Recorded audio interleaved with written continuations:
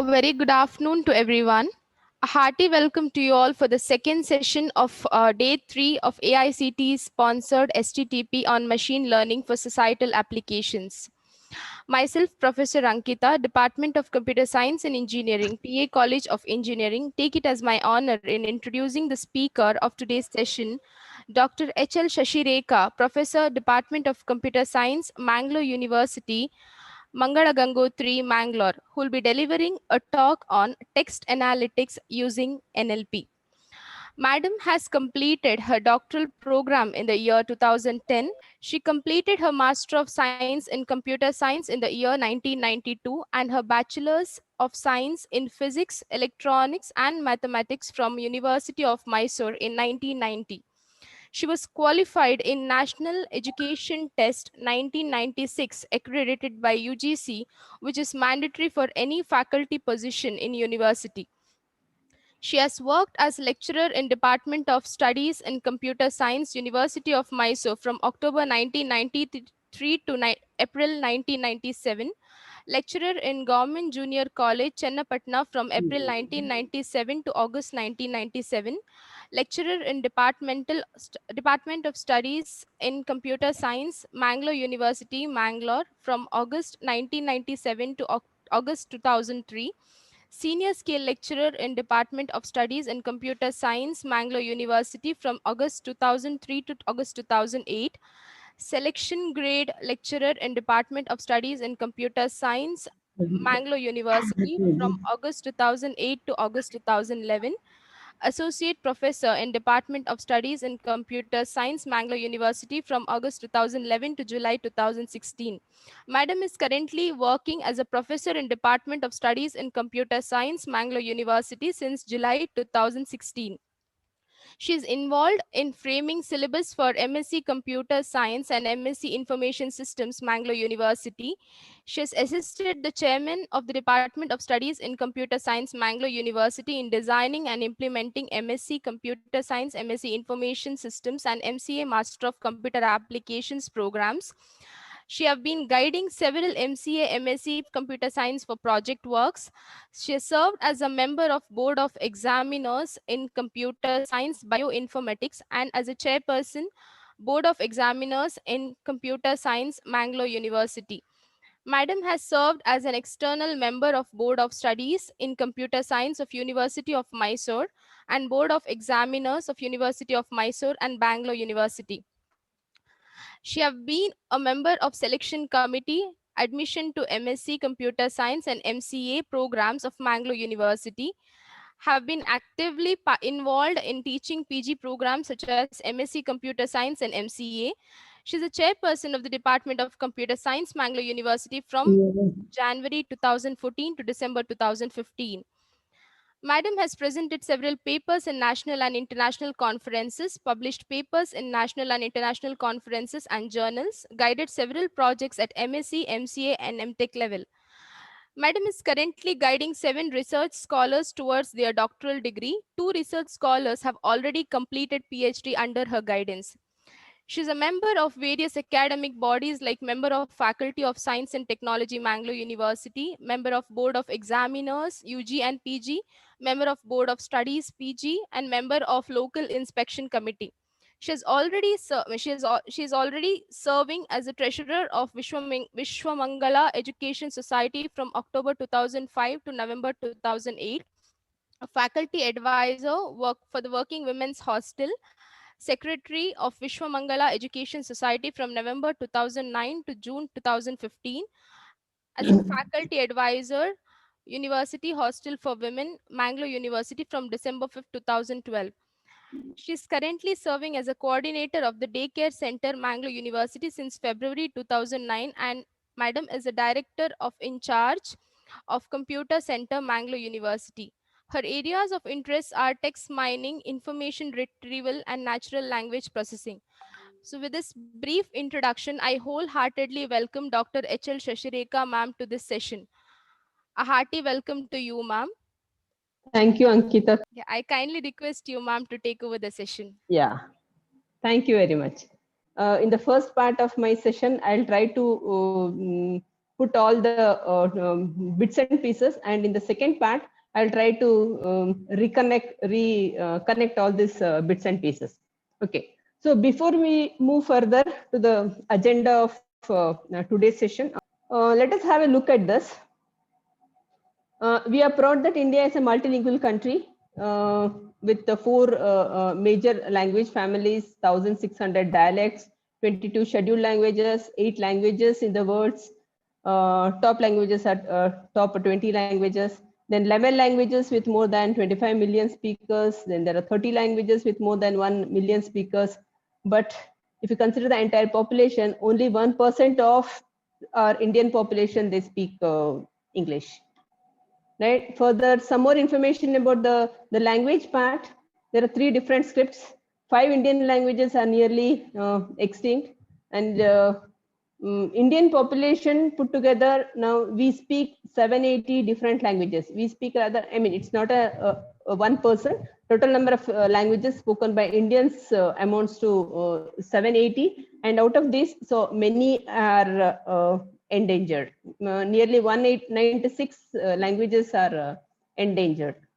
So why I'm considering this? So let us have a brief introduction or a brief information about the language-wise internet users by 2020. If you go back to maybe 2000 or even 2009 or 10, this percentage would have been much less. But now, thanks to internet and thanks to Google also to some extent, now our languages, our Indian languages, they are making their digital presence. You can see that Hindi, Hindi, it is like a 38 percentage of the Indian population. They're using Hindi, and Hindi is now one of the popular language in internet. So likewise, there are other languages also. Okay, why these languages? Because I used to work on natural language processing, and I'm interested to work in natural language processing for Indian languages. Okay, the obvious question may be, why Indian languages? Why not English? So there are so many people around the globe working for English, and my because I am an Indian, I am a Karnataka, I speak Kannada. So my top priority is to work or do something to contribute something for Indian languages in general and for Kannada language in particular. So keeping this in mind, now I would like to continue for natural language processing for Indian languages in general. As I said, I'll try to give information in bits and pieces. Later on, I'll like to join all this. You can see this Indian map where we have different languages spoken by the respective states of India. So what is natural language processing? All these days you are hearing about machine learning. As I said, I am deviating. So I would like to give a very, very brief introduction to natural language processing. So it's an interdisciplinary field which deals with the interaction between computers and humans using the natural language. Or it can even be called as, it's a way for computers to analyze, understand, and derive meaning from human language in a smart and useful way. Why natural language processing? Because now we want to try to make the machine understand and interact with the computers like how we human beings interact. And a lot of work has been going on in this area of natural language processing. So let us see the need. As I said, one need for Indian natural language processing is the percentage of English speakers in India. So it is only 10% of the 10% of the 1 billion population. So many of the people, especially living in rural communities, for them, India is not even a language they understand or speak, which means that we have a lot of rural community, and for this rural community, English is not a language, or English is not their cup of tea. So if you want to make a digital presence or make the dream of digital India come true, then most of the rural Indian community should be made or should be enabled to use the ICT facilities through their mother language or the native languages, and hence the natural language processing in Indian languages. Right. So the dream of digital India, it cannot be realized without bringing the NLP research and applications in Indian languages on par with that of other languages like English. Why English? Because everyone is speaking about English.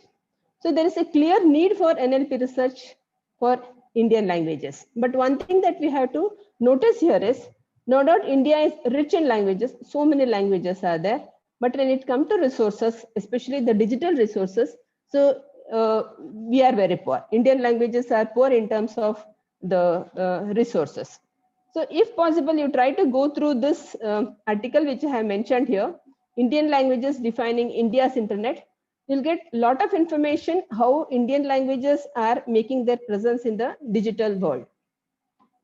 So let us consider some of the applications that demand the need for Indian or natural language processing for Indian languages. So smartphone users in India have crossed 50 million in 2009. And with smartphone, now we have reached a situation that we cannot live without smartphone. And with, if you are having a smartphone, then you can carry out many of the day-to-day work without any or without, you can say, in ease or without much problem. And the use of smartphone itself or increase of smartphone itself has given birth to many applications. So let us consider some of the applications later. The other one is digitization of Indian manuscripts. So a lot of manuscripts are available in lot of languages. So can we digitize them so that those manuscripts can be preserved and the knowledge contained in them can be transferred to the future generation. Then signboard translation from vernacular languages. Why we need signboard translation? So if you want to travel within India, suppose if I go to Kerala, so you can see that even on the bus and the signboards, everywhere it is written in Malayalam. So if people do not know Malayalam, then it is difficult. Now, we feel very isolated if you go to a place wherein the language which they speak, we do not know. So in such case, signboard translation will become very useful, and it's quite an interesting project. Then fonts for Indian scripts. It's for improving the impact or readability of advertisements, signboards, presentations, reports, etc. Fonts for Indian languages is one major requirement. So another major requirement, irrespective of the languages, helping people with disabilities. So can we interpret the sign languages, or can we think of devising applications for text to speech or speech to text? Text to speech is given a text. Can we devise an application which accepts this text as input and gives speech as the output? Speech to text is another application which is quite challenging because of the many dialects of Indian languages. See here, even if you consider Mangalore as a region, in Mangalore we have some accents, some dialects, and if you move towards Udupi or maybe Kundapura, so Kundapura and Mangalore Kannada, they are, I mean, to some extent they are different, or you can easily make out the difference between these two languages. And again, if you can move towards Madikeri from Mangalore, there also you can see various dialects. And with so many languages in our country and so many dialects, especially the rural people using the language, so can we devise a speech to text application? This is a quite challenging issue. So speech recognition with various dialects leads to various challenges.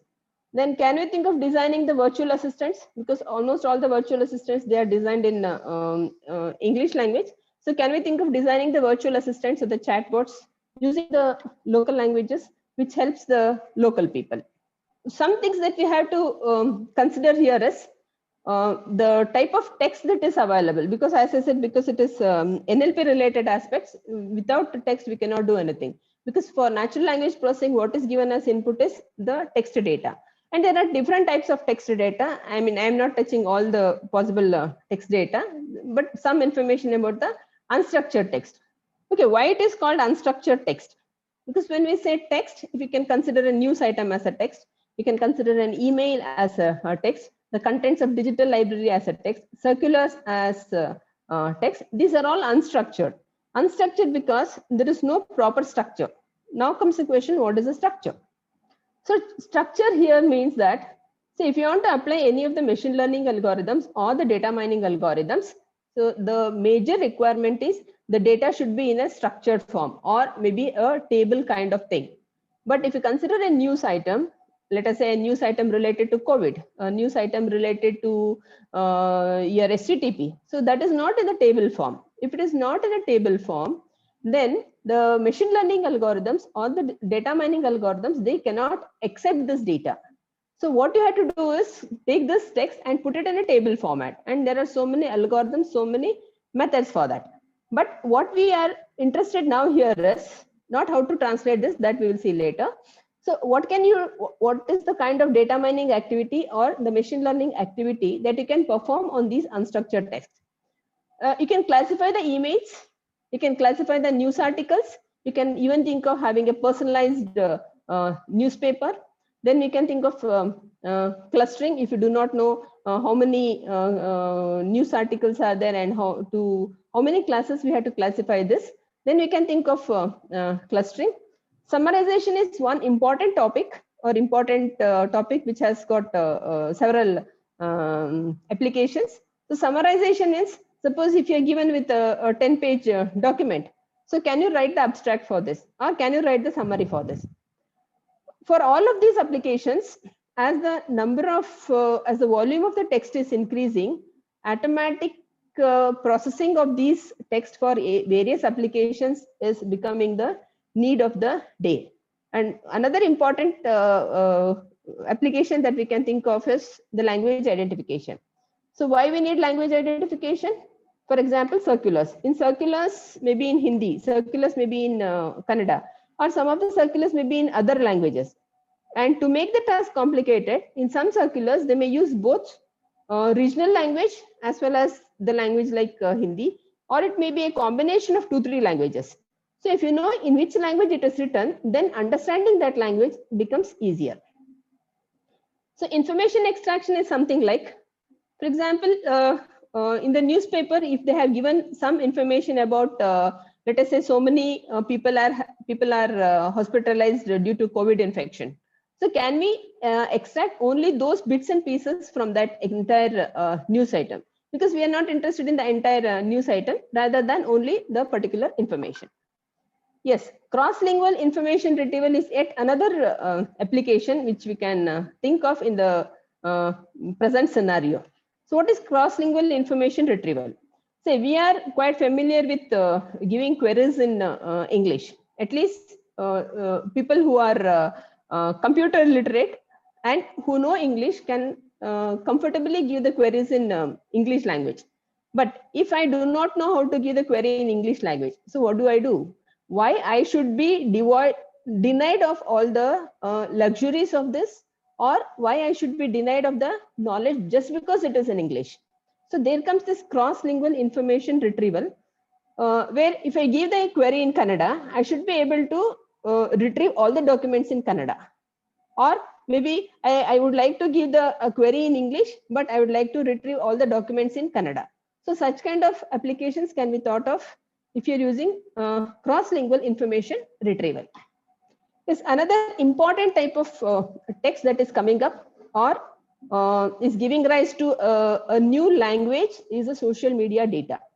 And social media data is like anybody can write anything, whether it is needed, whether it is right, whether it is wrong, whether it helps anyone, whether it affects someone.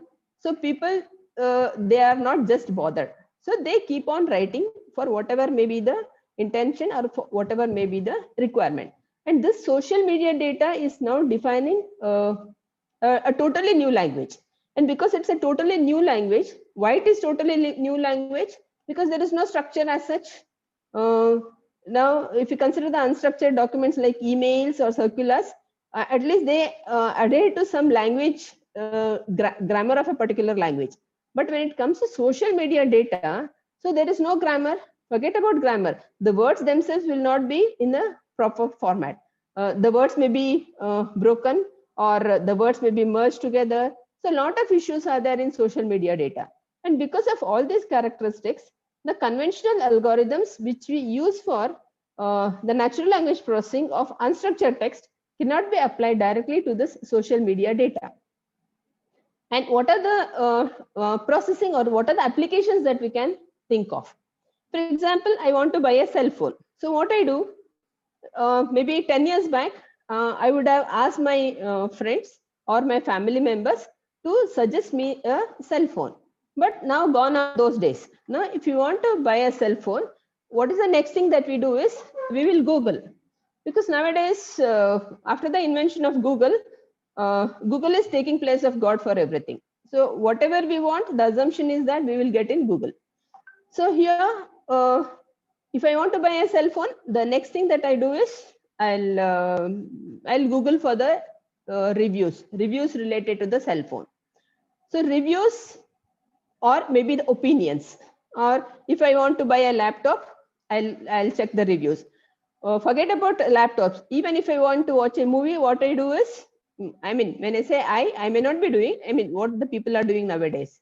So they may Google and check the movie reviews, whether the movie is good, whether the movie is bad, what other people say about this movie. So these reviews, they are increasing day by day, right? Reviews about movies, reviews about online shopping, items in online shopping, they are increasing day by day. So can we do some opinion mining on this? Can we do some sentiment analysis on this? So that is what the new applications has started because of the social media data. Language identification in social media data is one important and very crucial. Why? If I want to send some message to, let us say, my friend, what I do, I may type in English or maybe in Kannada also, but I may not be comfortable in using the English keyboard to type Kannada. So what I do is I'll use transliteration. So transliteration is, if I want to type in, if I want to use English keyboard to type Kannada, so I'll type the sentence in using English characters, but the language is Kannada. So that is transliteration. And the problem with social media, or maybe the advantage or disadvantage of social media is, because there is no rule and it's not governed by any of the rules and regulations, I may be mixing a bunch of languages, maybe 2 language, 3 language, and I may be using some shorthand notations to write this. And given this type of text, identifying the language is very, very difficult and very, very challenging. But the question is, why we have to identify the text? If you identify the text and if you say that this word is taken from English, or this word belongs to Kannada, this word is from Hindi, then now we can translate that into one common language and we can infer the meaning behind that text. Again, social media data, as I said, it's both a boon as well as a curse. And the whatever information that you want, now you can reach this information to the mass within no time. And that also resulted in another type of application, that is the detection of offensive and hate speech.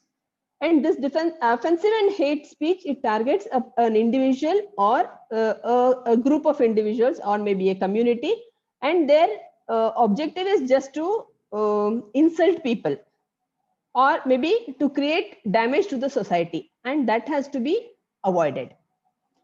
Other one is the code mix data. When I mentioned about language identification, I said that we can mix the languages at different levels. Maybe one paragraph I'll write in English, the next paragraph I'll write in Kannada, right? And the other one is first sentence I'll write in English, second sentence I'll write in Kannada. The next level is in the first sentence, in one sentence, so one word I'll write in English, the other word I'll write in Kannada. And if you go to the next level, so first, for example, I say planning. Planning is an English word. If I say plan ಮಾಡಬೇಕು, that's a Kannada word, but do you think it's the entire Kannada word? It is a combination of English as well as Kannada word. Plan is English component, ಮಾಡಬೇಕು is Kannada, plan ಮಾಡಬೇಕು put together now is one mixed language word. So such type of text put together is called as code mix data. And identifying the language in this code mix data, it's a real challenge. So social media data has given rise to lot of applications, and lot of data is also becoming available. So some information related to social media. You know what is social media, like Facebook, Twitter, WhatsApp, Instagram, and you can go on listing this. So they are different from the traditional documents such as newspaper articles, emails, circulars, digital library, and so on. What is important here is this is not written by a single person, and there is no author profiling again can come into this social media as one application. It may be written by different people in different languages, in different styles, and maybe in different language also, and different scripts also may be used. For example, most of the people, they use Roman script. English doesn't have its own script. Roman script, English is written in Roman script. We are comfortable in using Roman script for almost all the languages, or almost all people, they are comfortable in using Roman script. And when I say almost all people, I am referring to people who are comfortable in using English. And another point to be noted here is these authors who write, they may not be professional writers, and they may come from different places. So what is important about social media is the type of data that it generates, the size of data that it generates, and the speed in which it generates. And that defines the volume, velocity, and variety. So approximately 1.3 billion monthly active Facebook users are there. And the velocity is 5,700 tweets per second, or it is 2,500 Facebook messages per second. I don't know, this has been increased now. And when it comes to variety, we have different scripts, different languages, different styles, different topic. And again, this is not the end. You can go on adding to this. So some social media platforms and their characteristics, now you can go through this. Okay, so what is important about social media? It is formed as an emerging area of research and development. And it's a real challenge to develop efficient algorithms to handle large volumes of data in different languages. So natural language processing for social media by this, in fact, there is this is a title of a book, Natural Language Processing for Social Media. It is available in the net. You can download. If you still want a copy, I have a copy. I can forward a copy for those who wish. You can send me a mail if you wish to have a copy of this. Right. This challenges now refers to what are the challenges of natural language processing in general. First of all, when we say natural language processing or any task for that matter, we need the data. So without data, we cannot do anything. So the expectation here is to have good quality corpora or good quality corpus and tools as they are for English. For English, there are lots and lots of data sets and also the tools. But for Indian languages, as I said, India no doubt has very rich languages, but we are resource poor when it comes to Indian languages. So can we develop good quality corpora and the tools to process these languages? So what are the problems that we come across?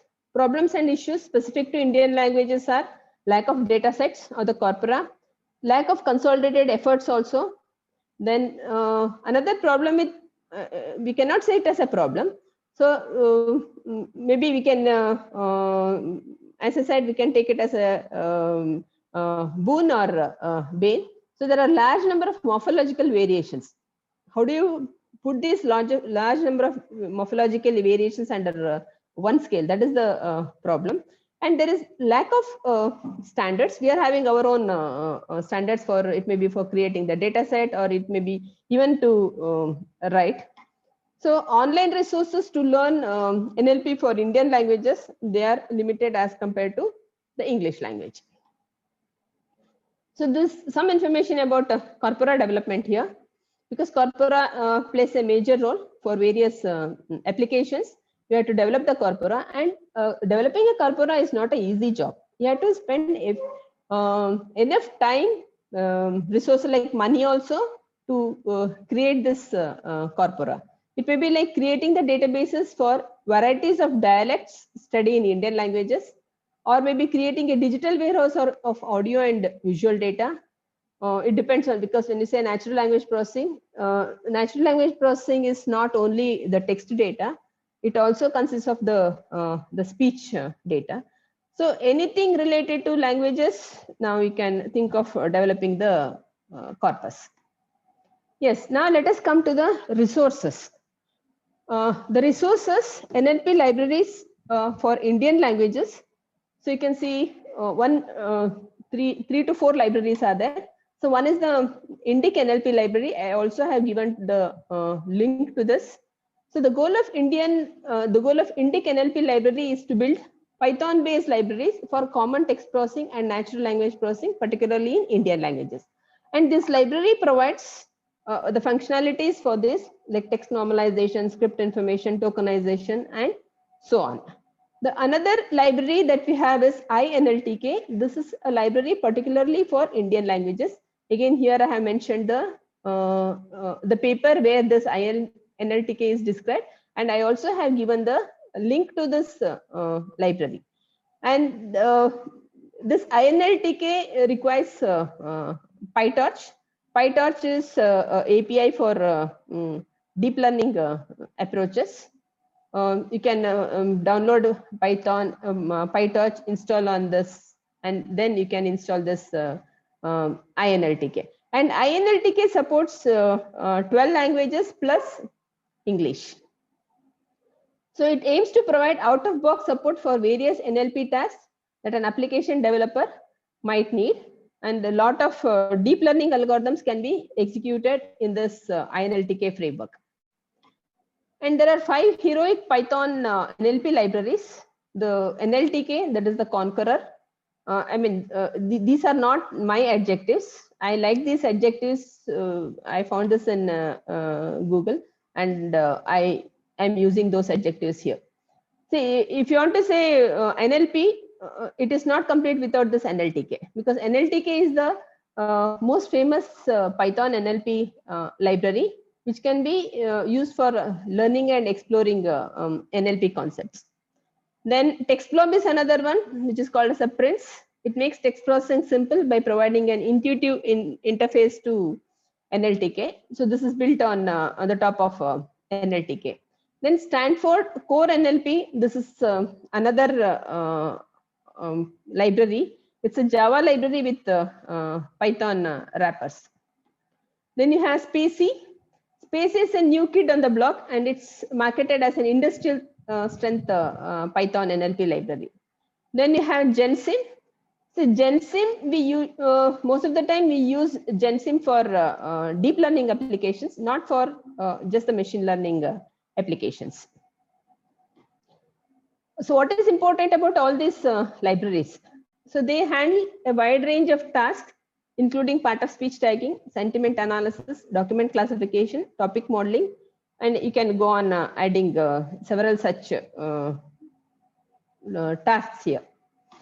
Right. These are some other libraries, Python libraries for machine learning, because the STTP is on machine learning, and I'm trying to connect NLP with this machine learning. These Python libraries can be used not only for NLP, but even for other machine learning applications like TensorFlow, Keras, Theano, PyTorch. This is the PyTorch I mentioned. INLTK requires this PyTorch, and scikit-learn. See, if you want to do some experiments in machine learning using Python, then the starting point is the scikit-learn, or it is also called as sklearn. Just download sklearn, install sklearn, and then you can start applying for various tasks. You need not have to worry about the data sets, because it comes with a data set. Even otherwise, there are a lot of publicly available data sets, both for text as well as non-text type of data. So you can just download, install. This is a kind of plug and play mechanism. So the library is there, and a lot of tutorials are available. You can start with this scikit-learn. Pandas, which comes very handy in handling this. It's a Python library for providing high performance, easy to use data structures and data analysis tools for Python programming language. And once you start using the pandas, you can really see how vast it is, and you can really admire the usage of this pandas. And there are some more like Matplotlib, NLTK. Now you can add INLTK also to this. Then Cbor, NumPy, SciPy, like this. So many, like, I mean, these are not the only libraries. In addition to this, there are several other libraries that you can think of. The only thing is you should be able to do experimentation, experimentation, experimentation, and experimentation. Without experimentation, whether it is machine learning applications, any machine learning applications, or even text analytics, you cannot just read the books and understand the things behind it. Right, this is the one which I mentioned, scikit-learn. This is a free machine learning library based on Python, which features a wide range of unsupervised and supervised learning algorithms. I also have given the link. You can go through this. Right. So with all this, you can no doubt do all sorts of experiments. In addition to this, I would like to mention about Google Colab. Why Google Colab? You'll come to know little later. See, what is Google Colab first of all? So Google is quite involved in AI research and development part. And earlier, there was a tool called Google Collaboratory, right? Google developed TensorFlow, which is the most open source AI framework, and a development tool called Collaboratory. And this was made available for public use by Google just to encourage the AI enthusiasts and the community well. And now this is available for public, and it is called as Google Colab or just Colab. The only requirement for this Google Colab is you should have a Gmail account.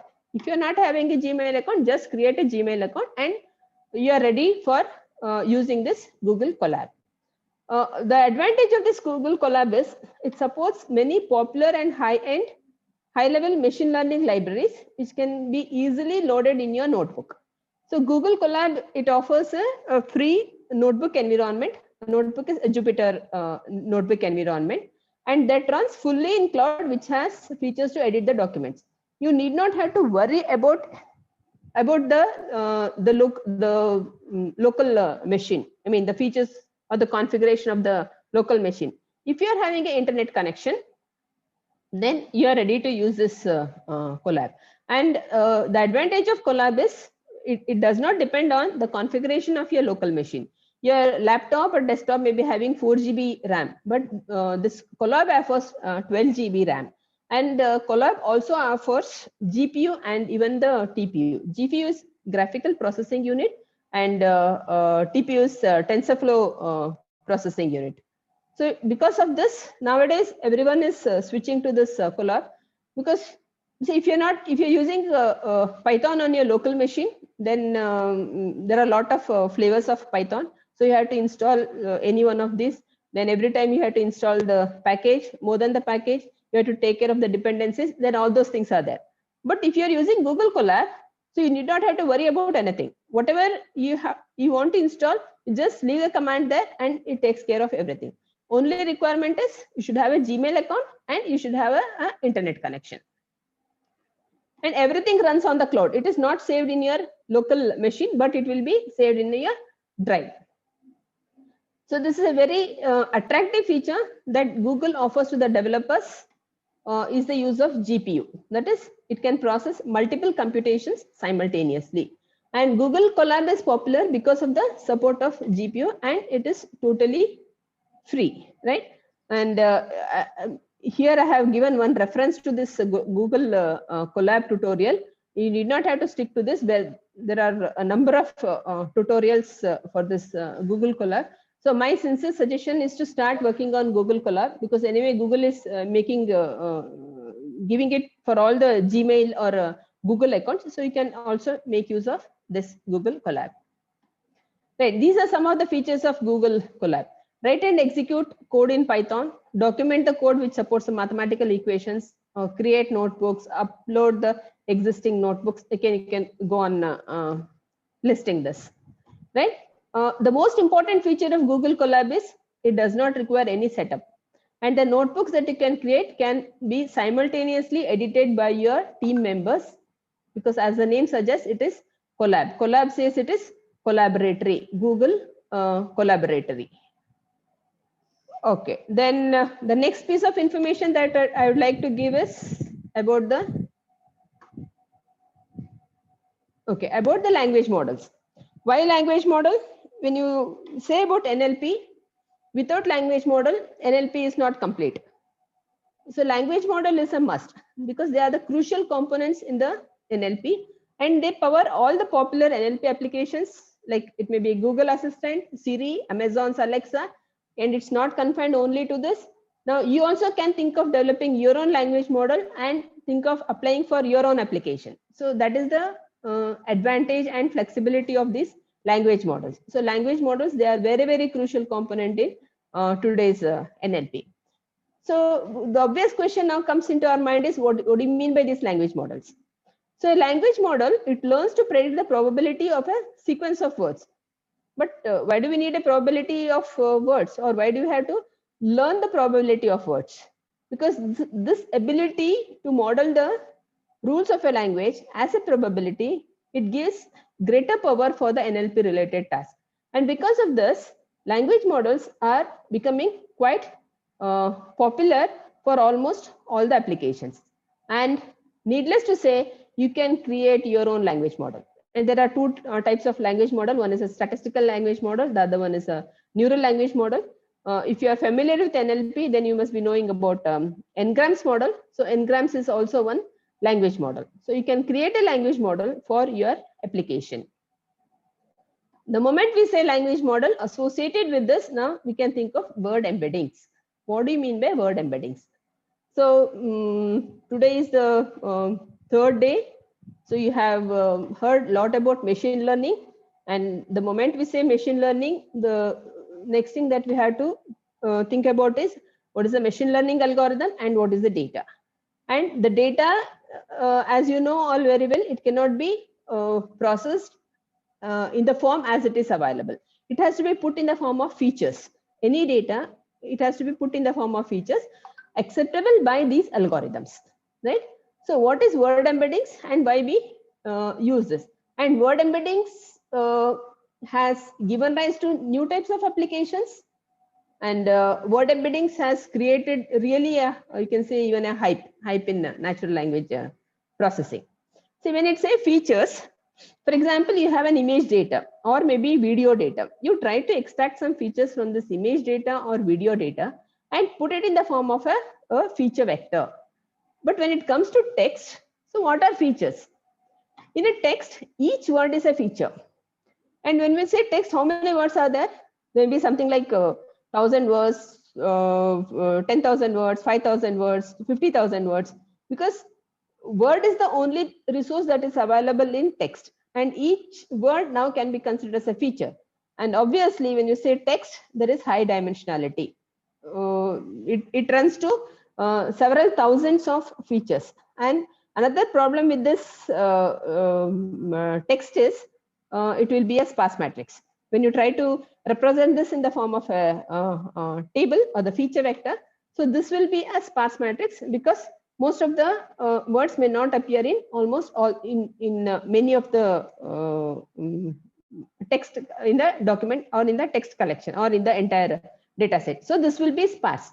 And you know the problems with the sparse matrix. So sparse matrix, it takes a lot of time and will be most of the time processing the zero entries, which is maybe the wastage of time.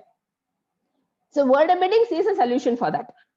Because if in a text, if there are, let us say 50,000 features, now you can go for feature extraction algorithms wherein we can reduce the number of features. But in word embeddings, what will be the size of the features? The features, maybe you can go for 50 features, you can 100 features, 200 features, 300 features. It depends, but definitely not like some 50,000 features or 10,000 features, 25,000 features like that. So number of features will be reduced drastically in word embeddings, and that is one of the breakthrough we can say in this NLP. And this is the major advantage. So now comes what do you mean by word embeddings? So word embedding is a type of word representation. And word embedding basically is a word vector, is a feature vector, or you can even say the word vector. So given one text or any object for that matter, we try to express the features in the form of a vector, which is called as feature vector. And I'm calling this as word vector because now in text we have only words. So a text is a collection of words, and given one text, that text can be expressed as a word vector or a feature vector where vectors are featured, hence word vector. So this is a type of word representation which allows words with similar meaning to have similar representation, right? A type of word representation that allows words with similar meaning to have similar representation. Because of this, suppose if you say a man and a king are more similar compared to let us say a king and a queen, or a man and a woman. And this we can extend it to any words. So this is also a distributed representation of text, or you can even say a continuous representation of text. That is perhaps one of the key breakthroughs for the impressive performance of deep learning methods on the challenging NLP problems. What do we do with these word embeddings? How do we use these word embeddings? And the other one is, can we create our own word embeddings? Yes, the answer to all these questions is, most of the time we use pre-trained word embedding models. And if you're not happy with the pre-trained word embedding models, then you can create your own word embedding models. And these word embeddings also, the researchers around the corner, around the globe, they also given a lot of technology to create your own word embeddings. But most of the time we can think of using pre-trained word embedding models. What is the speciality of pre-trained word embedding models? The word embedding models like Word2Vec, Glow, Spacey, FastText, BPEMB, these are some of the pre-trained word embedding models. And to this, now we have the new new pre-trained model, which is called as MURIL, Multilingual Representations for Indian Languages. This is a BERT model pre-trained on 17 Indian languages and their transliterated counterparts. And this is a new child. This is maybe a 6 days old child in this pre-trained word embeddings model. And this is developed by Google. And because of this, or this promotes a lot of computation or the language computing in Indian languages. So how do we, if you want to use the pre-trained embedding methods, you can, these are available. You can make use of. If you are not happy with this, okay, now comes the question, why we are not happy with this? Let us say you would like to create an application for a particular domain, right? So offensive and hate speech recognition. Offensive and hate, or detecting hate text, detecting offensive text. In such case, so the general text will not give much information about this. In such case, what we want is we need domain specific text. But all these pre-trained embeddings, in most of the cases, they are for the general application, not for domain specific application. In such case, what we can do is to create our own word embedding models and use that in our applications. Okay, now coming to this NLP part, we have NLP or the text analytics. These are the three major steps. One is pre-processing, the other one is word vectorization and using machine learning algorithms. So I'll not touch upon using this machine learning algorithms because you have enough information about this. And text analytics, in text analytics, pre-processing, by text analytics, anything for that matter, the first and foremost thing is pre-processing. So here also we have pre-processing. What do we do in pre-processing? I mean, I have included some slides, but I'm not going through those slides because I would like to give a demo on using Colab and how to create our own word embeddings. Anyway, I have inserted the slides. You can go through it, but I'll just give some information about pre-processing. So what do you mean by pre-processing with respect to text? See, text contains words like the, then, a, why, what.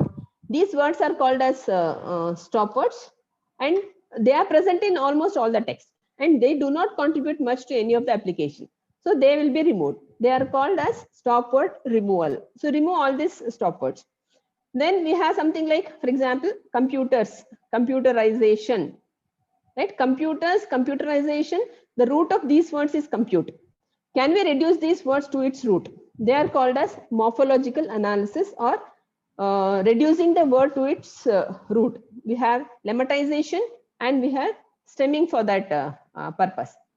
And another pre-processing that we can think of is numbers.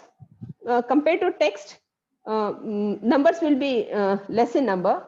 So, and these numbers may not be required much. And if you feel that they do not contribute anything to the text processing, then you can easily remove all these numbers.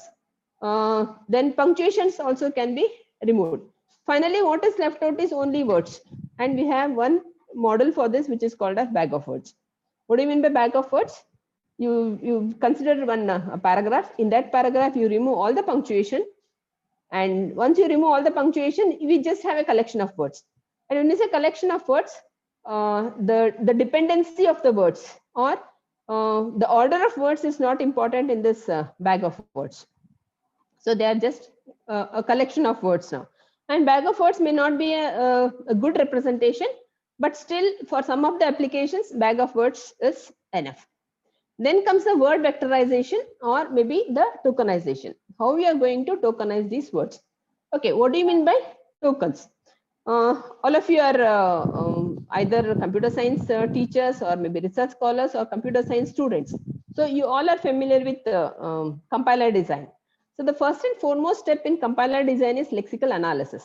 What do we do there in lexical analysis? We try to split the source code, maybe C program, split the source code into meaningful units, which are called as tokens. So similarly here in text analytics, we would like to split this into meaningful units called tokens.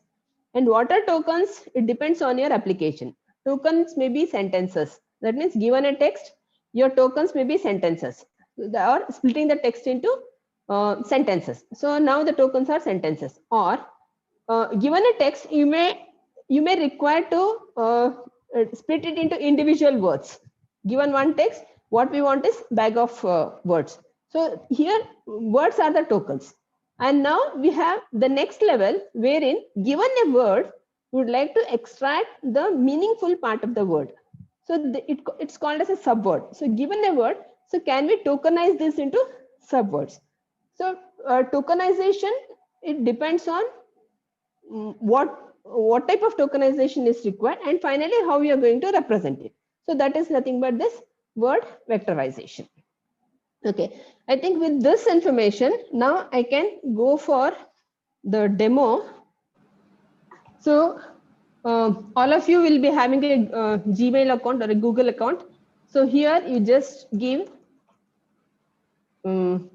Colab or maybe Google Colab.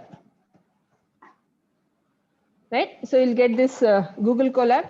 Click on this, you'll get a screen, right? So now, because you are the beginner, you just give new notebook,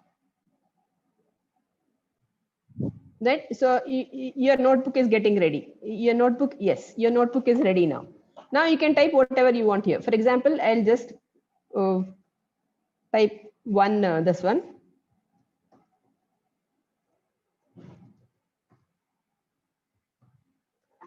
Right, so now I can run this just by clicking on this.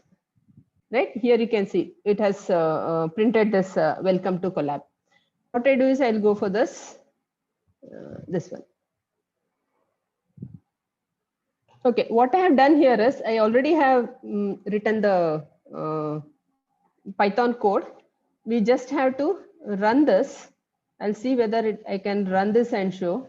Okay, this is about using the Indic NLP library. I had mentioned about the Indic NLP library. So how we can use the Indic NLP library here? Just give pip install Indic NLP library. If you remember what I mentioned about using Colab, a Colab comes something like this. So here you have to install whatever you want. It gives an environment, but it does not give any packages. Right? All those packages have to be installed. So here Indic NLP library is one library or the package. You have to install this. So I just give this pip install Indic NLP library and give run. For me, it has already installed. Anyway, if you run this, you can see how it installs. If you are using laptop or desktop, maybe you can give this pip install indic-nlp-library, and it installs. So it is successfully installed. Okay, so next comes what we want is this one. You have to download the resources. Here you have just downloaded the library. To download the resource, you have to give this. I have written all the code here. Okay, so this is what we have, right? So download the resource.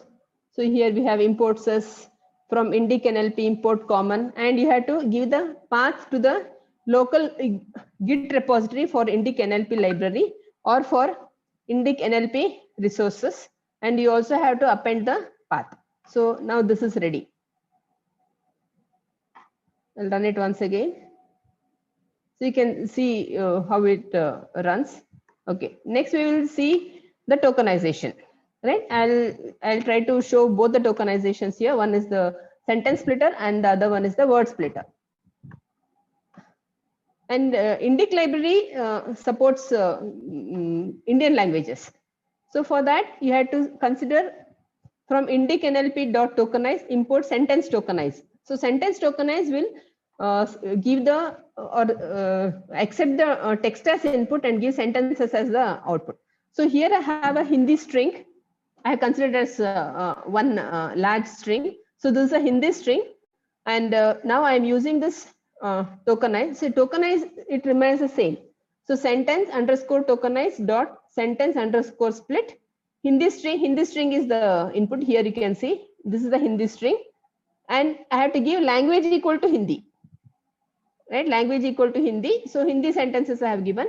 I'll just run this and you can see how it tokenizes, or how do you get this sentences.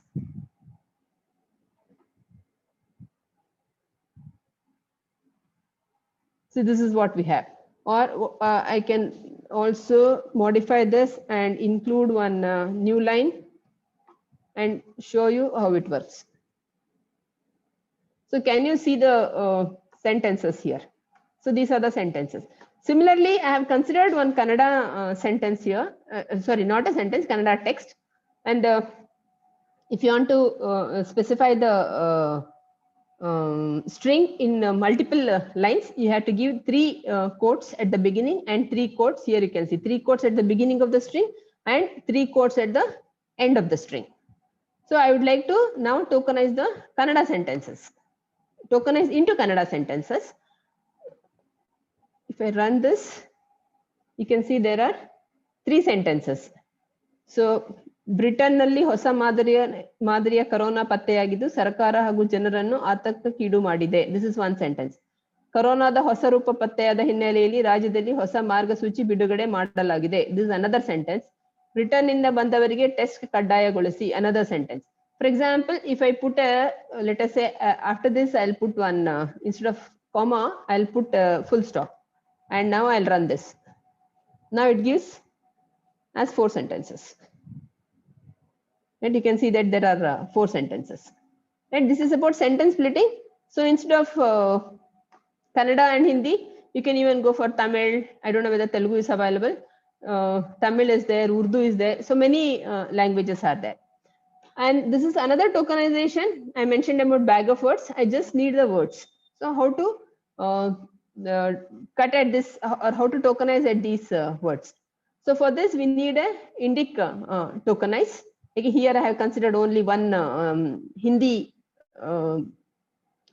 string, because it is one line. I have given a single quote, right? I'll run this and show how you get the output. So you can see the words here. You can see the words, and in this case, it is even taking the punctuation also as one token. Similarly, let us consider a Kannada string. Same token, here you can see. Britain-nalli, this is one word. Hosa, Madariya, Corona, Patteyagiddu. These are now words. Right? If you just, or you can even store it on all these words in one array, and then and then you can use for your applications. For example, here I'll just make a modification to this.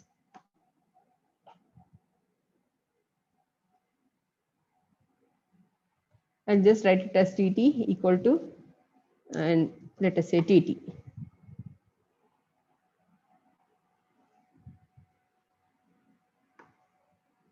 See, here you can see, right? Now you can see that this is stored as a array. You can, let us say, I'll say T of 5. T of 5 says give only the first 5 words. Here you can see that ಬ್ರಿಟನ್ನಲ್ಲಿ ಹೊಸ ಮಾದರಿಯ corona ಪತ್ತೆಯಾಗಿದ್ದು. So once we tokenize, what is the next thing that we do? You can apply stemming algorithms or lemmatization algorithms to reduce these words to the root words. But the problem with Indian languages is, as far as stemming and lemmatization is concerned, so there is no algorithm which takes care of the entire language. So some of the algorithms that are available for stemming for Indian languages works only for few words, but not all of the words. And more or less the situation is same for all the languages, all the Indian languages. Yes, another important one that we need is de-tokenization. So why we need de-tokenization? For example, I remove all the stop words. I reduce all these words to its morphological root. And now we are having just it as words. But for many of the applications, they do not, especially if you want to go for word embedding models, they do not accept these words. So they need sentences, or they need one large string, not the list of string. Excuse me. In such case, what we do is we have to de-tokenize. De-tokenize is putting the string back to the original structure. So I do de-tokenizer for Indian languages that can address punctuation in Indic languages. I'll just run this and show. So it will tokenize and then put it in the original form. That is de-tokenizing, which is very much required for some tasks. Similar to this, I have written for Kannada also. Here also you can see this, right? Similar to this, I thought of demonstrating INLTK, but there is some problem with INLTK. I don't know, maybe with my laptop or the environment, it's crashing. But anyway, I'll give the basics of this. The first and foremost thing of using INLTK is you have to install Torch, PyTorch. PyTorch is a deep learning framework. I have given this command and I'll just run this.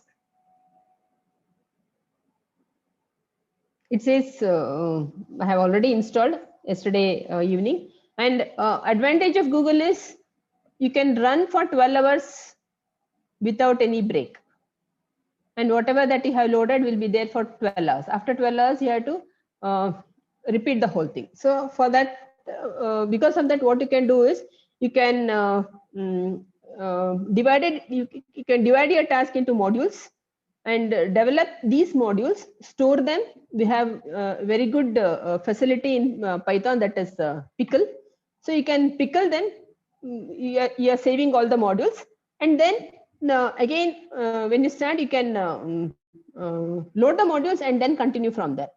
Otherwise, if you consider it as one big project, then and if 12 hours is not enough, then Google may not help you. So divide it into smaller modules.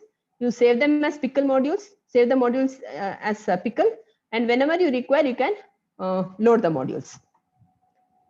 Okay, so this, now I have installed PyTorch. Then I can install INLTK. So pip install INLTK. So INLTK supports 13 languages, 12 Indian languages and English language. So I had installed yesterday. So we have this. And I think here I can show you only tokenization. Right. So I'll try to split this into two. Okay, so that also I can show you. See, this is the, okay, there are two types of cells here, right? And here you can see INLTK currently supports 12 languages, 12 languages of Indian subcontinent. This is not the code. This is the text which we use similar to comments, right? If you put this inside the code cell, then you have to mark it as a comment. But if you're putting this in there as a text, this is not considered as a code. And wherever we can have this symbol, you can see this symbol. So this is considered as the code cell. If you just run on this, that will be executed. Now, wherever you want the text cell or code cell, you can insert it.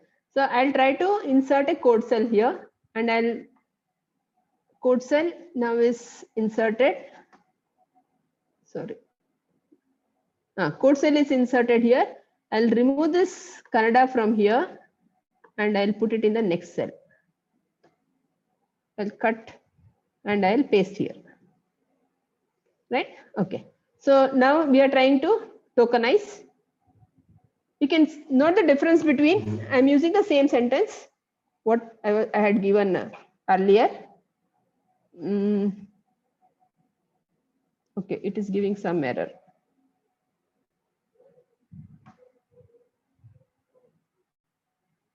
Okay, I don't know why it is crashing. I tried to find out, but I couldn't. Anyway, this also, if you need, I can give this. But I've given this. You can see how it works. Let me try with this. No, this is also the same thing. Okay. Yes, another one I would like to mention is, yes, the code mixed one. And of course, this I have done it for Roman script. I mean, this is the code mixing of Kannada and English languages in Roman script. Yeah. Okay, so what you have to do here, again, this is import libraries, this is a text. So pip install NLTK, we have to again repeat the same thing. So requirement already satisfied because we already have it here. Yeah, here, this is pip install BPEMB. So BPEMB is byte core embedding, byte pair encoding, that is BPE, right? So this is, excuse me. So byte pair embedding, this is a pre-trained subword embeddings. I already mentioned what do you mean by a subword. So word, for example, if you say computerization, computerization is one word. And what is subword here? Subword, now we consider all possible suffixes and prefixes of this word and put all together. Now we have a subwords for a particular word. So even if you consider a simple word like computers, so what are the subwords? So the subwords, it all depends on how many subwords you want and what should be the length of these subwords. For example, if you do not want individual characters to be the subwords, then you can always go for subwords of length as desired, like greater than 2, greater than 3 and all. So subwords are nothing but the collection of prefixes and suffixes of a particular word. So we have to install this BPEMB. So BPEMB is byte core embedding. Right? So this is successfully installed. Right? Then we need GenSim. So GenSim, I already mentioned, it's a Python library for topic modeling, document indexing, and other tasks. Right? Okay. Then we will here whatever we need that we are importing from the NLTK library. I'll again run this.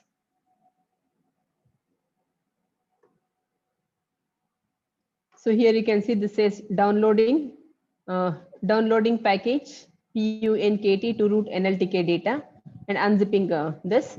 Yes, we need some data, right? And data also I am stored in this drive. I can show you how I have saved in my drive.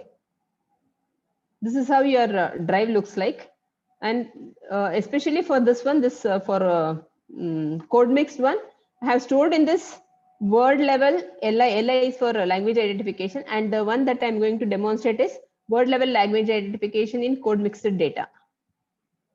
So here you can see this is the data set, and this is the comments that I have. I'm trying to open it with Google Sheets. I'll show you the other one. And we also need the tags. These are the tags. Can you see the tag here? So for example, word and the label. BMTC is a name. NE is NE. I mean here, the tags that we are using is whether it is a Kannada word, English word, whether it's a name, mixed word, and others. So Kannada word, for example, support is an English word. Innondu is a Kannada word. BMTC is a name. And if there are words other than these two languages, that we are considering it as other. Okay. So if you want to read anything from your drive, then you have to mount that drive. So to mount that drive, you can write this. And after mounting, you'll get this URL. So you have to go to this URL. Right? Choose an account where you have, because I mean, I have so many drives here, so many Gmail accounts. So I'll select one. You have to give permission. Hello. And you'll get one code. That code you have to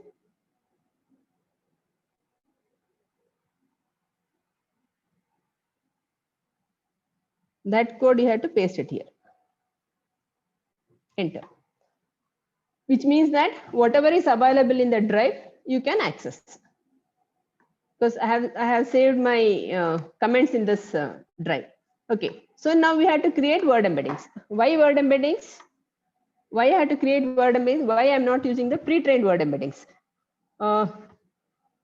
See okay. What I can do is I'll create one code cell.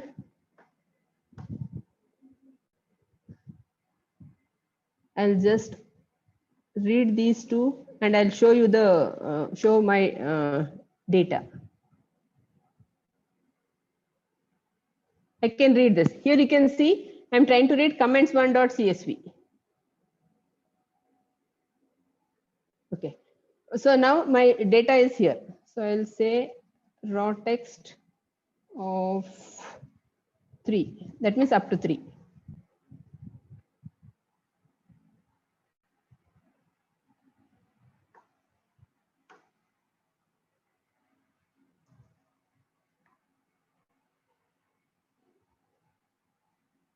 Yes. Can you make out this? This is the text that I have. Right. This is what I mean, the entire thing will not be shown here. It will show only part of this. Here you can see this is how my text looks. BMTC ne support ನೀಡಿಲ್ಲ ಇನ್ನೊಂದು 3 year BMTC lu ಬೇರೆ ರಾಜ್ಯದವರಿಗೆ job sure ಕೊಡ್ತಾರೆ. So this is how my text looks like. And if you look into this text, so we are use English and Kannada. For English, because it is written in Roman script, it is not a problem. But Kannada language is also written in Roman script. And when you consider pre-trained embeddings, we don't get pre-trained embeddings for this kind of text. So what we have to do is create our own word embeddings. So that is what we have done here. So we have created our own word embeddings using word2vec. So word2vec is one pre-trained embedding. Here I'll just go through this. The first one is this one, sample. I am reading this from the CSV file and that is assigned to this raw text. I mentioned about detokenization and this is what is detokenization. So what I do first is, here if you can see this, for I in raw text, if not I dot is digit. I am trying to remove all the digit information, and once I remove the digit information, then again I have to join everything together. That is called detokenization, which can be done using this join. And that is again stored in this raw text. And I'm removing all the new lines by this, replacing all the new lines by this space. So you have raw text dot replace new line. This is one. Next is for word to vector, what is required is sentence tokenization, right? This is sent tokenize is that. This is sentence tokenization. I already have mentioned what do you mean by sentence tokenization.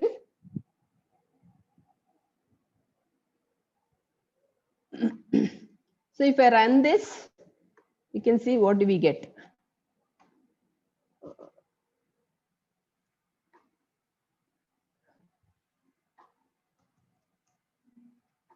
So indentation is very important in Python. Yes. Here, yeah. Can you see these words? Sorry, numbers. So this is nothing but our feature vector. And here we have word followed by word model. What we can do is, for word in data, it's not printing the word. See how many words are there that we can make out here.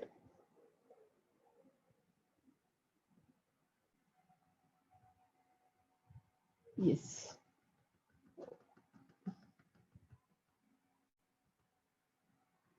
Maybe here. Yeah. See here, if you can see this one, right? HWDA, Nanu, KUDA, Hauda, Nanu Kuda, Yenu Madilla, like this. So here for each, this prints each sentence because we have print word followed by the word model of word. And the result is the numbers like this. So what are these numbers? You have a feature vector, and in feature vector, what we have is a dense representation. This is not a sparse representation. This is a dense representation, right? So this we will have.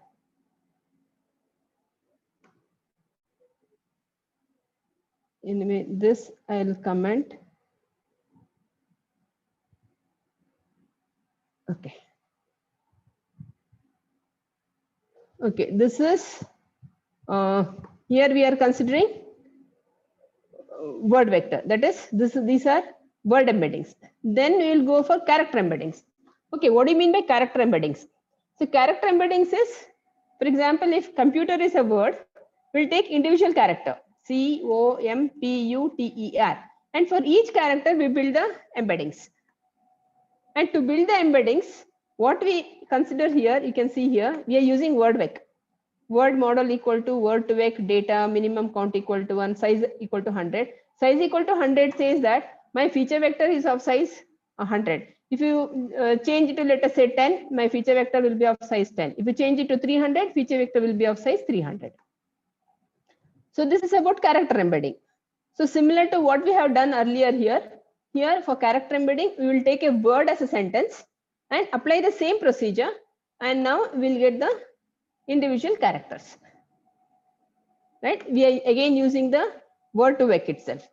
So to word to vec, but instead of sentences, we are considering the words. We are giving words as an input to this, and we construct this character embeddings. And then the next one is subword embedding. So subword embedding here, what we do is, again here also we are using word to vec, but we have to get the subwords, right? And now the things are like, we need not have to code each and everything. So we have the pre-trained embeddings, which is byte pair embedding, and byte pair embedding will give all possible subwords. So using this byte pair, first we get all the subwords, and then we create this subword embeddings. So we have the subword embeddings.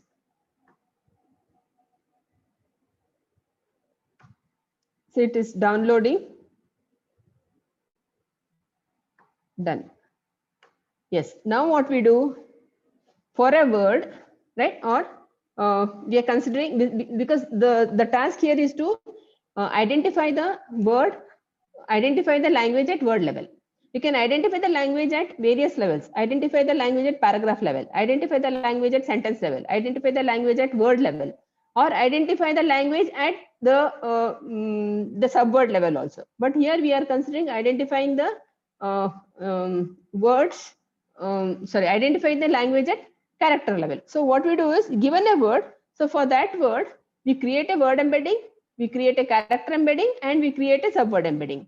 So word embedding concatenate with character embedding, concatenate with subword embedding. For example, let us say the first 100 features are word embeddings, then the next 100 features are character embeddings, Usually for character embeddings, because we are using Roman script, 26 characters are enough. So 100 for word embeddings, 26 for character embeddings, and subwordings maybe 10, 20, depending on your requirement. So now if you consider 10 plus 26, 126, let us say for subword embeddings, we consider 10. So the size of the vector is now 136. But the problem here is, given a word, for example, computer, the number of characters will be COMPUTER. The 8 characters are there. So it will be 8 into 26. Right? And how many subwords are there? So there may be any number of subwords. Similar to the TF-IDF, if you know TF-IDF very well, here it's not uniform. So you have to make it uniform. In order to make it uniform, what we do is we'll pad it with zeros. Right? After padding with zeros, we concatenate all this. And here you can see how I concatenated. Here, this is words vectors. I have concatenated all this, and I'll run this now.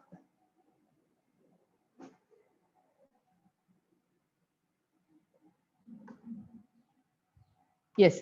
So the maximum length is 510, and we are having 510 is the size of your word embeddings, and word embeddings are now made up of word embedding, character embedding, and subword embeddings. And the size will be 3987. I mean, this is the size of the word vectors, right? Okay. So up to this, it's the text analytics part.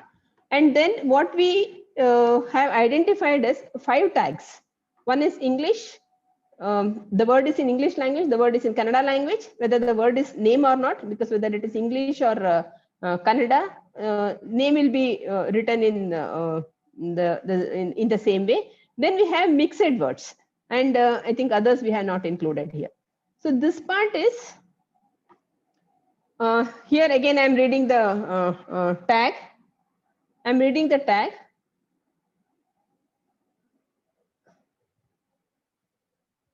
And now I'm putting these tags in one format. Right, that is for this one. I mean, tags, I have taken it as ENG, mixed, K, the name tag. I'm using this one. Yes. This is to append it to an array. We need an array for this. Yes, now comes the data frame. That is the pandas. Put everything into the data frame, and once it is in the data frame, it is you can do it conveniently. Yes, from here onwards, this is not text analytics. So text, that's why I said I am not going to touch upon machine learning. So the text analytics part lies till you convert that into feature vector. Once it is given as a feature vector, then the rest is the machine learning task. So the text analytics part actually lies in converting the text to numbers, and word vectors helps here. So once we have this, then we have the classifiers, and this, whatever machine learning classifiers you want, you can apply. And here I have we have applied. Okay, first what I do is I'll split this into training and testing. Here you can see I have taken 1500 for testing. I think I am using only the first 2000. Yes, here I am using only first 2000. So because I'm using only first 2000, so 1500 is given considered as training, and 500 is given as testing. Yes, then now what we have, the data is in the form of features or numbers more specifically. Now you can apply any of the text classification, any of the machine learning algorithm. It's not a text classification algorithm, it's a machine learning algorithm. And for this machine learning algorithm, I have taken this X-train as training data. Here you have X-train is the train data. Then X-test is the training testing data. Y-train is the labels of the train. Y-test is labels of the test. Now I give that as input to logical regression.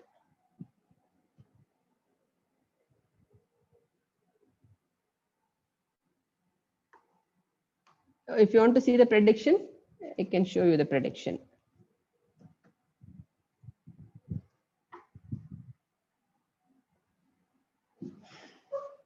So you can see the labels. See, once it is converted into numbers, so text is no longer required. You can just play with numbers. So these are the predicted labels. So what do we do is predicted labels. Now we have to find out the accuracy. This again has got nothing to do with the text analytics. So this is my classification report. And even for the classification report, you have this sklearn. In sklearn, you have a package for this. So just import classification report and you have the thing. And here the accuracy is 74%. And I have considered a small data set. If I consider a big data set, then it takes a lot of time. Right, this is one classifier. Similarly, we have used 3 classifiers, and hope I can also show you the ensembling. Right, this is another classifier. Again, this also has got nothing to do with text analytics. Once the data is in the form of numbers, now you can use any of the machine learning algorithms. This is SVM, running the SVM. Right, this is again print the classification report.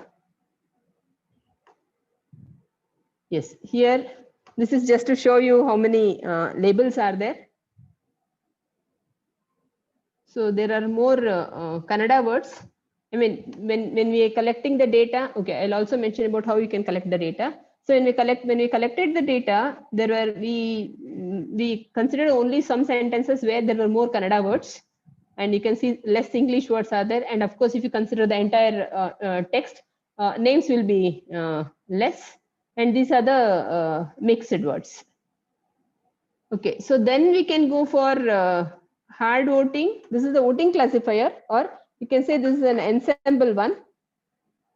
Ensemble classifier.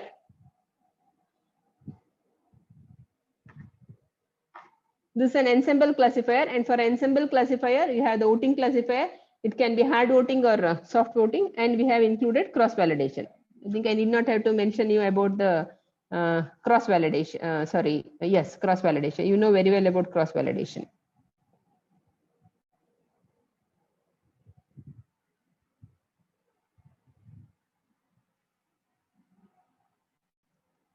Okay, let it run. Before that, let me tell you how you can create the data set. You can create your own data set because code mixed data set may not be available. This is for soft voting. I'll just run this code. Code mixed data may not be available similar to other data sets, right? And code mixed data in your own language definitely may not be available. In such case, what you can do is you can form a WhatsApp group, or you can even we collected from WhatsApp group and we collected from YouTube links. And we asked some of our students, we made a group of some WhatsApp friends, we made a WhatsApp group, and we tried to communicate each other in Roman script. We used to write Kannada in Roman script. And then in WhatsApp, we have this export chat option. Use that export chat option without media and collect all the text. And some we manually copied from the Facebook comments, just because we wanted Romanized, we wanted Kannada language in Romanized script, and we wanted wide variation. If you go for only WhatsApp, then we may not get variation. Again, if you go for YouTube links, we may not get variation. So we combined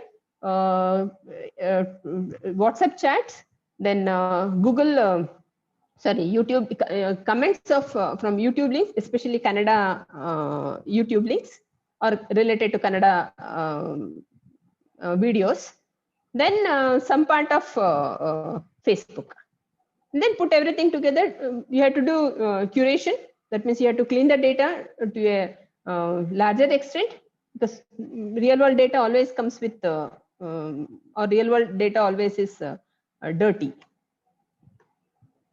right? So soft voting I did, right? This is how it has plotted, and you can see the accuracy of all the 4 models is there. So for logistic regression, it is 74, Navy base is 55, linear SVC it is 66, and ensemble is 73. So ensemble here, I have mentioned the first three.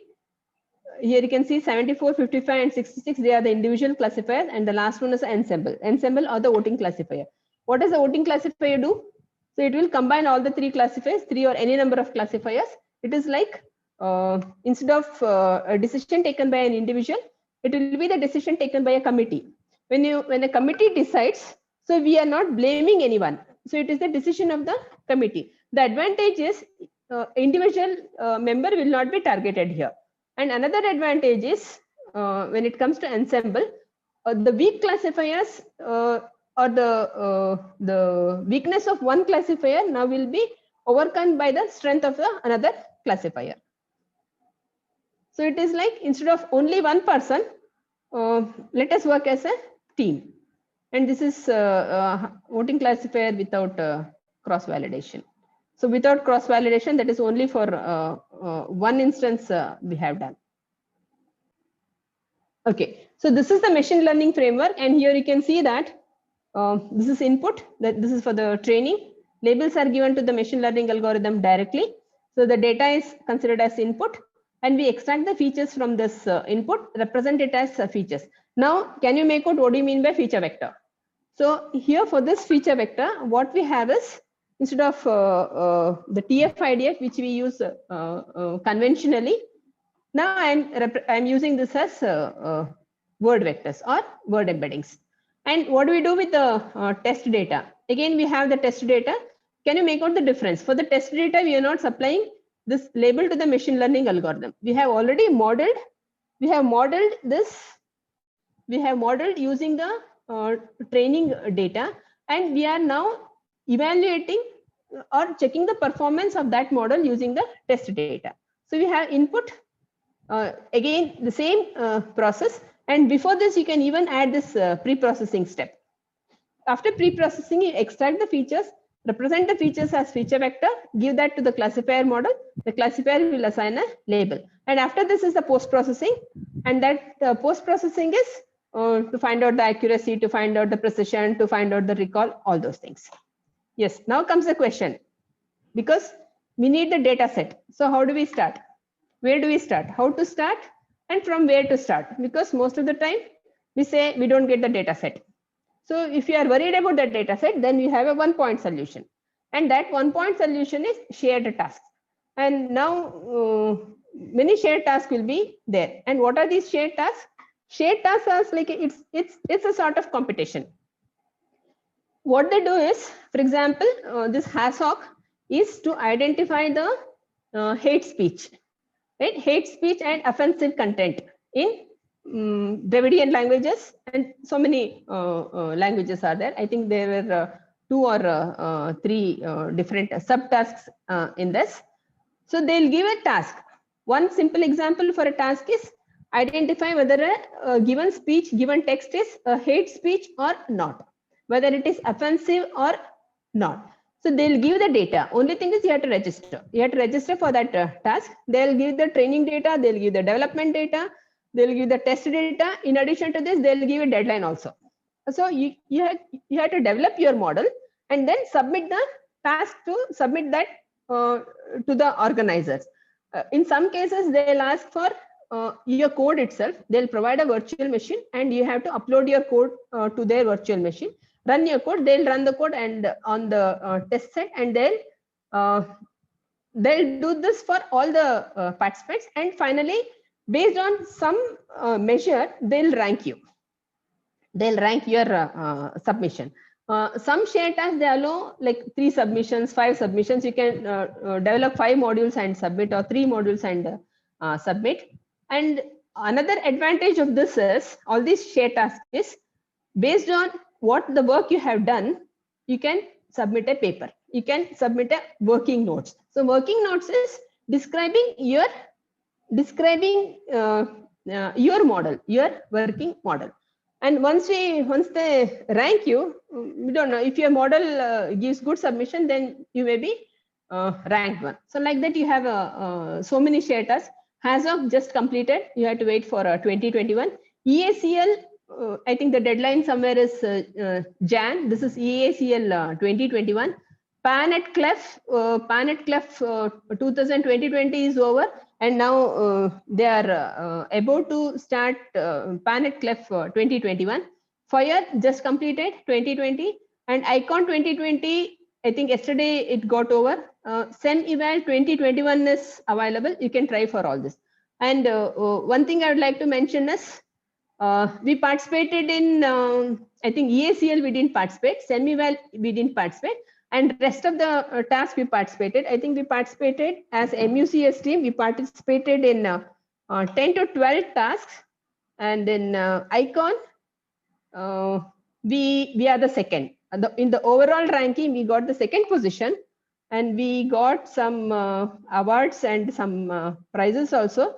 And I'm happy that the first place was won by IIT Hyderabad, I think, and the rest, even NITs and IIT Kharagpur and so many other institutions who are the, who are working in this field for quite a number of years. So they are below us. We stood second in most of the, or in the overall ranking of this ICON. So shared tasks, I feel they are a very good starting point if you want to do experiments. And they are giving the data, training data, test data, everything they are giving. They'll give the deadline also, because most of the thing what we have is we'll have the postponing attitude. Okay, let us do it tomorrow, let us do it day after tomorrow, or maybe next semester, like that. And given a deadline, always will be forced to submit our model well within the time. Right. Okay, maybe with this, I have included some more slides about word vectors and all. Those things you can just check it. Right. So journey of 1,000 miles begin with a single step. So future of NLP in India seems bright with unlimited applications. So always we say make in India maybe for others, like similar to what we have made in China, like that. We want make in India. And I also would like to say make for India, because we want now to raise our voice for ourselves. See, if you want to build applications for ourselves, we have to try. So English people, or maybe some US people or UK people or others, why they have to worry when it is for us? Because it is for us. Now we have to think of developing application for us. So it's time for make for India rather than only make in India. Right? These are some of the references. I have included some good references. If you are very serious in continuing with NLP research, so some of the references are really a starting point for you, right? Yes. Here we come to the end of day 3 sessions. I, Professor Ankita, on behalf of Department CSE PACE, take it as my privilege to extend a heartfelt gratitude to Dr. H.L. Shashirekha, Professor, Department of Computer Science, Mangalore University, for the excellent session. Thank you, ma'am. So thank you very much, Ankita.